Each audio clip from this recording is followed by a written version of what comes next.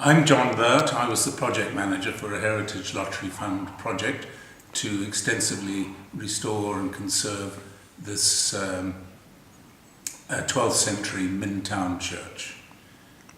And who have we got here with you, John? We've got Ian Seeney, who was the structural engineer. Ian, perhaps you could talk about some of the structural challenges that were faced. Yes, of course. One of the important things about this building is its age. It dates back from the 12th century, and the roof structure is very early. Some of the original roofing members of the original building. And are there many roofs that still exist like this in churches in Shropshire? Or is it quite scarce now? In Shropshire, I would say this is very, very scarce, yes. Yeah. A lot of the roofs have been completely refurbished and repaired.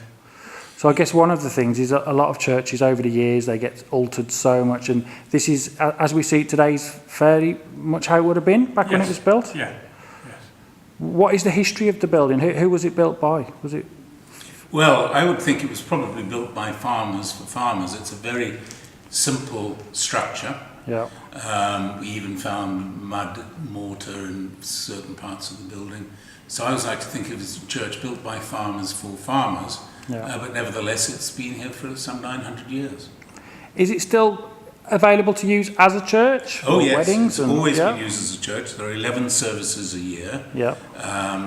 The only month when there isn't a service is March, because it's lambing season, which shows how much the church is actually tied to its environment. Yeah. And who do you represent, sir? Yeah, I'm Ben Williscroft. I'm the Conservation Officer for the South Shropshire area within the county, Shropshire Council. So this is the first year that we've held the county-wide Conservation and Design Awards.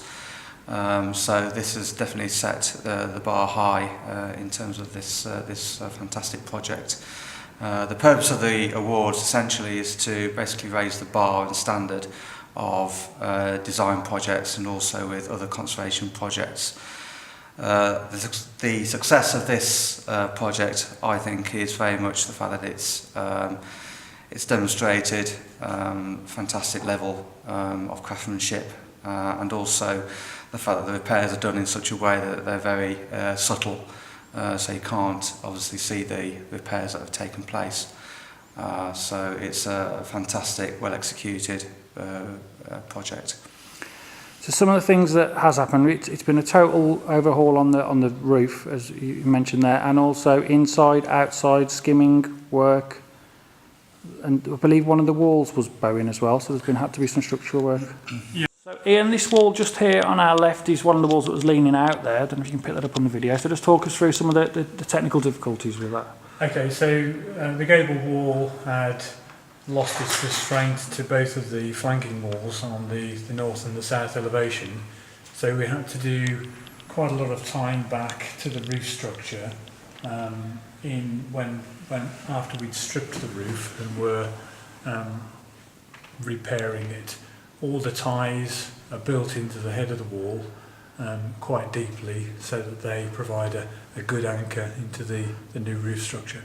So that's enabled you to, rather than having to use buttresses on the outside and change the look externally, you've managed to tie it in and that's right, yeah. The repairs to the gable were all done in situ, so none of the gable stonework has been taken down and rebuilt. Yeah. So it's pretty remarkable if you think that this wall is being held in place by a roof from the early part of the 1300s. Very little of the roof had to be replaced. It needed to be repegged in some places. Two trusses were replaced, and then there was patchwork work done so that instead of replacing a whole beam, just a part that was rotten was replaced and then mitered in. So this magnificent roof that you can see now is from the first half of 1300s. And John, there's a couple of ominous looking ropes hanging here. Yeah. Well, one of the things we discovered during the project, and no one was aware of this, was that one of the bells we subsequently found out by getting some bells experts involved, is probably the second oldest in the country out of 65,000 bells. Yeah. So it has been unanimously dated by 3 of the country's leading bells experts as being 1150. So Yeah. this bell's rung out for... Go for it, John. Hang on. Hang on. You can splice this in, can't you?